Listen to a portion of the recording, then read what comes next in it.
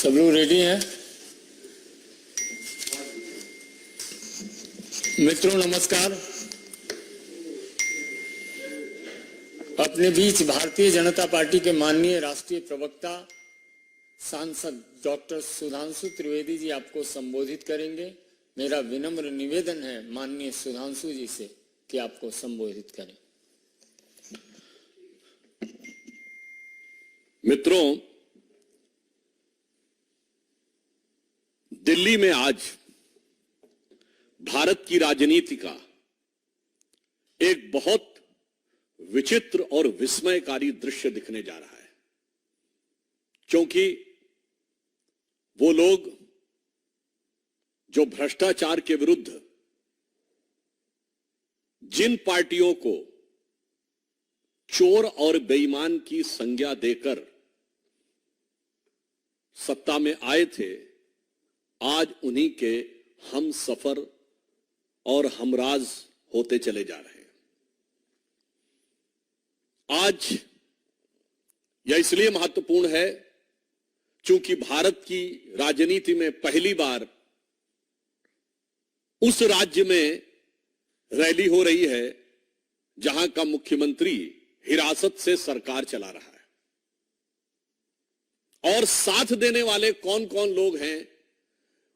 वो पार्टियां हैं जिन पार्टियों के नेताओं का रिकॉर्ड कितना अद्भुत है। श्री लालू प्रसाद यादव जी 1997 में जेल जा चुके हैं। झारखंड मुक्ति मोर्चा के प्रमुख श्री शिबू सोरेन जी 2006 में जेल जा चुके हैं। डीएमके के नेता ए राजा और कनिमो जी 2011 में जेल जा चुके हैं। और करुणानिधि जी तो इतनी पुरानी बात हो गई है कि शायद आज की पीढ़ी को याद ही नहीं होगा, 24-25 साल पुरानी बात हो गई है। कांग्रेस के कई नेता, सुरेश कालमाणी जी जैसे नेता 2010 में जेल जा चुके हैं। समाजवादी पार्टी के नेता रहे स्वर्गीय मुलायम सिंह जी 2007 में आय से अधिक संपत्ति का मुकदमा उनके ऊपर दर्ज हो चुका था। और श्री राहुल गांधी जी और सोनिया जी जिस केस में बेल पर हैं, मुचलके पे हैं, वो 2013 में, अक्टूबर 2013 में दिल्ली हाई कोर्ट के आदेश पर हुआ था। बोफोर्स का केस 1987 में हुआ और एफआईआर 1990 में हुई। यह तथ्य मैंने इसलिए बताया, इसमें से कुछ भी 2014 के बाद का नहीं है। अतः मैं एक शब्द में कहना चाहूंगा कि ये सारे के सारे लोग, अगर आज कहा जाए तो अपने पुराने गुनाहों को छुपाने के लिए, ये समस्त वो पार्टियां जो राम मंदिर की विरोधी, जिन्होंने हिंदू धर्म के समूल नाश जैसे संकल्प किए, हिंदू धर्म के देवी देवताओं पर अनेक आपत्तिजनक टिप्पणियां की, वो अपने पुराने भ्रष्टाचार के गुनाहों को छुपाने के लिए रामलीला मैदान में आज एकत्र हो रहे हैं। तो मुझे लगता है कि इसे यदि एक शब्द में कहा जाए तो हिंदी में एक कहावत होती है, चोरी ऊपर से सीना जोरी। जो विगत 3 पीढ़ियों से भ्रष्टाचार के आरोप में कोर्ट कचहरी और जांच एजेंसियों के चक्कर काटते रहे, जेल से अंदर और बाहर आते रहे, वो आज आकर जिस निर्लज्जता का प्रदर्शन कर रहे हैं, वो सिर्फ भारत की राजनीति में आलोचना योग्य नहीं है। मैं दूसरा एक बिंदु कहना चाहूंगा कि ये भारत की राजनीति में विश्वसनीयता के संकट का प्रतीक है, क्योंकि ये वही रामलीला मैदान है जहां से 12-13 साल पहले किस ढंग का एक सीन दिखता था, इंडिया अगेंस्ट करप्शन।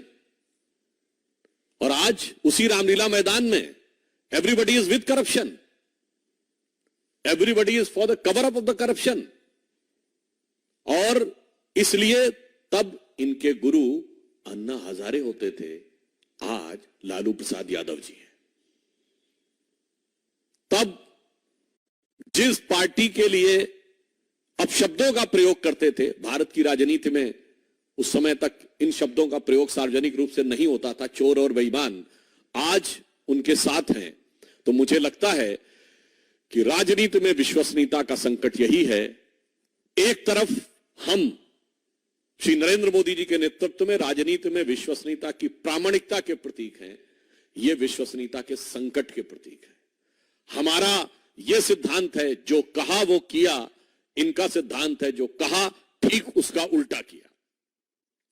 और अब तो इनकी हालत वो हो गई है कि मुझे लगता है गुनाह करते करते करते करते, भ्रष्टाचार करते करते 2-3 पीढ़ियों से इन पार्टियों की स्थिति हो गई है कि लज्जत कभी थी, अब तो मुसीबत सी हो गई।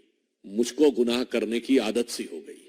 अब आदत से मजबूर होकर वह इस प्रकार के कार्य कर रहे हैं। इसमें एक और मैं कहना चाहता हूं बात। वास्तविकता में जिस रैली को इन्होंने लोकतंत्र बचाओ रैली कहा है, वास्तविकता में वो परिवार बचाओ और भ्रष्टाचार छुपाओ रैली है। मैं पुनः कह रहा हूं, यह तथाकथित लोकतंत्र बचाओ रैली वास्तविकता में परिवार बचाओ भ्रष्टाचार छुपाओ रैली है, क्योंकि सभी भ्रष्टाचारी एक दूसरे का साथ देते हुए भ्रष्टाचार के भाईचारे में एक साथ हैं। और ये मैं अभी आपको बता रहा हूं, परिवारवाद के कुछ नए आयाम, परिवारवाद के कुछ नए स्वरूप, परिवारवाद के कुछ सदस्यों का नया अन्नप्राशन होता हुआ आपको आज नजर आएगा। दूसरी तरफ, इसलिए मैं सिर्फ एक लाइन में कहना चाहूंगा, ये लोकतंत्र और मोदी विरोध तो सिर्फ बहाना है। वास्तविकता में अपने अपने भ्रष्टाचार और गुनाहों को बचाना है। और आपस में चाहे जितनी भी लड़ाई हो, पर भ्रष्टाचार को छुपाने के लिए एक दूसरे के साथ पूरी तरीके से दिल मिलाई है। जिसे अगर एक पंक्ति में कहें कि इस गठबंधन में किसी को नहीं दिखती कोई दरार, क्योंकि हर दीवार पर चिपके हैं मोदी विरोध के इश्तिहार। और इस सिरे से उस सिरे तक, ये पंक्ति को मैं थोड़ा परिवर्तित करके कह रहा हूं, इस सिरे से उस सिरे तक सब शरीके जुर्म हैं। कोई तो जमानत पर रिहा है और कोई है फरार। दूसरी तरफ, इसी राष्ट्रीय राजधानी से थोड़ी दूरी के ऊपर मेरठ में प्रधानमंत्री श्री नरेंद्र मोदी जी की आज रैली होने जा रही है। उस धरती से जो 1857 के प्रथम स्वातंत्र समर का उद्घोष करने वाली उस धरती के साथ पे खड़े होकर आज एक भारत श्रेष्ठ भारत के विचार का उद्घोष करने वाली, उस विचारधारा और परंपरा का निर्वाह करने वाली भारतीय जनता पार्टी, जिसने प्रथम स्वतंत्रता संग्राम कहा, उसका नेतृत्व करते हुए मोदी जी आज रैली करेंगे। और यहां पर उसी भारत के प्रथम स्वतंत्रता संग्राम को गदर, सिपाही विद्रोह, म्यूटनी कहने वाली, विदेशी विचारधारा के प्रभाव में रहने वाली, हिंदू धर्म भारतीय संस्कृति का अपमान करने वाली, भ्रष्टाचार में आकंठ डूबने वाली और विश्वसनीयता का राजनीति में संकट खड़ी करने वाली पार्टियों का एक स्वरूप नजर आएगा। एक तरफ वो दल हैं जिनके लिए सिर्फ और सिर्फ अपना परिवार है, और एक तरफ मोदी जी के नेतृत्व में हम हैं जिसके लिए 140 करोड़ देशवासियों का परिवार है। और वैसे हमारे धर्मशास्त्रों में कहा गया है, व्यसन की मित्रता बहुत अच्छी होती है, बहुत प्रबल होती है, दुर्गुण की मित्रता।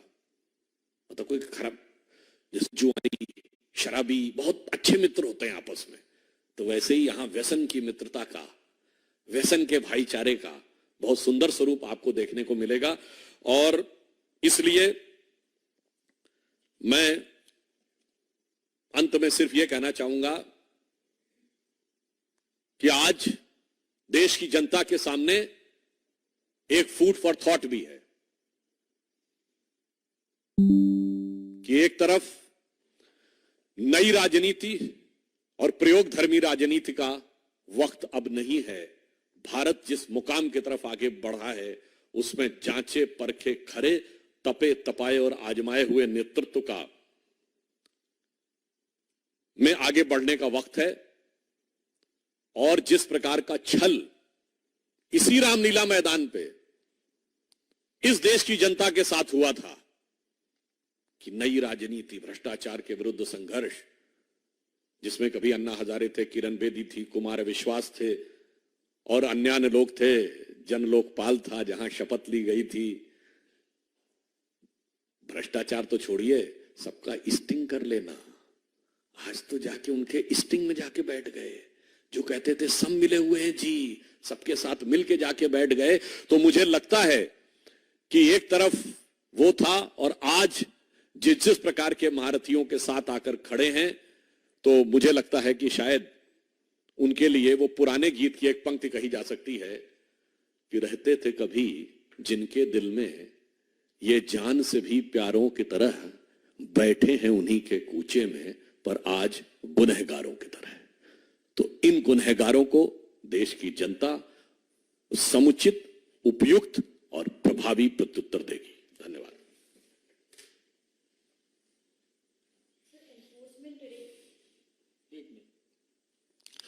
देखिए, बहुत स्पष्ट रूप से एक बिंदु और मैं कह देना चाहता हूं।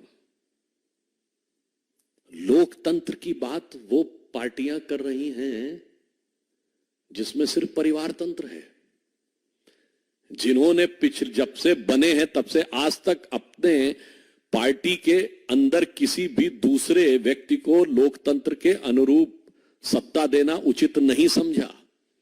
तो मुझे लगता है ये वास्तविकता में पुनः मैं इस विषय को रीएम्फसाइज करता हूं कि लोकतंत्र बचाओ नहीं, परिवार बचाओ और भ्रष्टाचार छुपाओ रैली है।